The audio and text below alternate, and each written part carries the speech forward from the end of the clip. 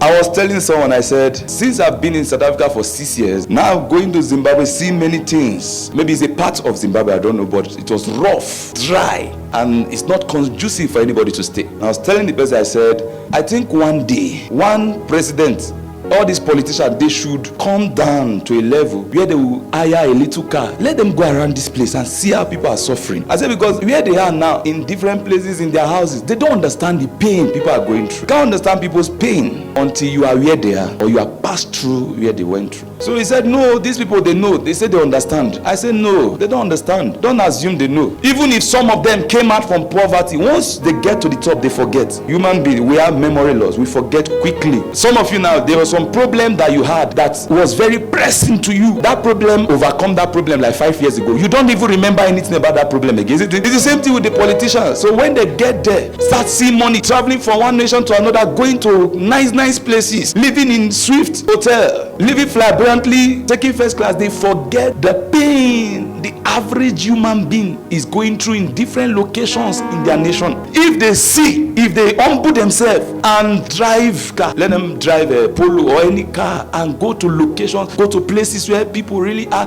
go to the marketplace, go to the mall and see how people are living and struggling to survive with little pennies. Maybe compassion will come again, because what I learned from my trip is compassion. It's awoken compassion in me again. If people get to the top, you become rich now, you forget everything. You forget even people that were suffering with you, you forget them. You forget where you come from and be thinking life is all about riches. You think everybody's enjoying like you. That's what you begin to think. He said, no, they understand. I said, no, they don't know. Because even God advised in Deuteronomy 8, he said, when you have built houses, you begin to eat food from where you didn't plant. He said, you must remember the Lord your God.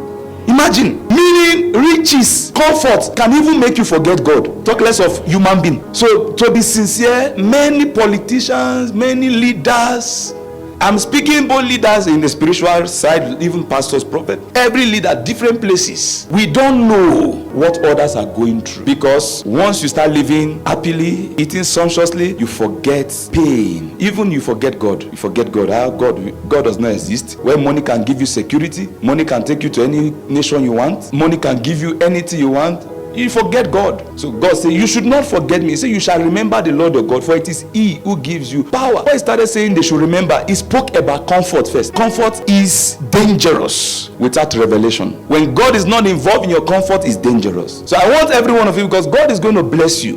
Beware. Somebody say beware. Beware. You know, anyhow, so there's dog. Sorry. They will say, beware of what? Dogs. Now I'm telling you, inside you there's riches. So tell your neighbor, beware. Beware.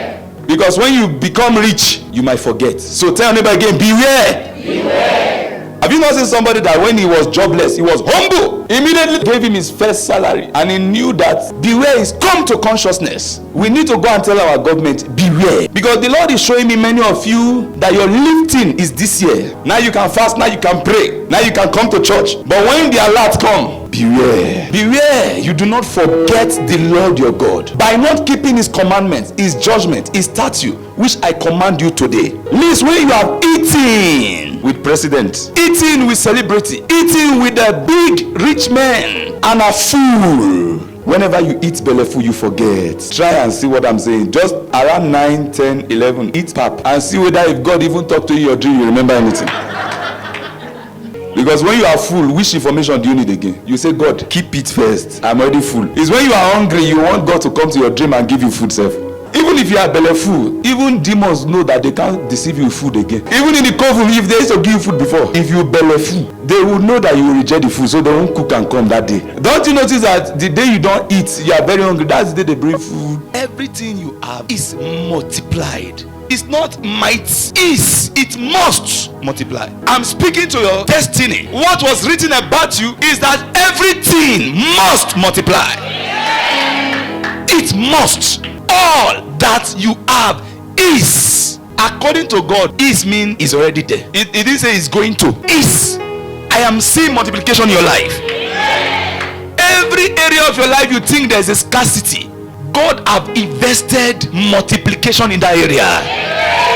When your finance is multiplied, when your career is multiplied, when your helpers is multiplied, When favor is multiplied, when the mercy of God is multiplied, the grace of God is multiplied, the wisdom of God is multiplied, children is multiplied, family is multiplied. I pray for somebody's destiny. I pray for your life. It is multiplied. I didn't say it's going to multiply. I didn't say let it multiply. I said it is multiplied.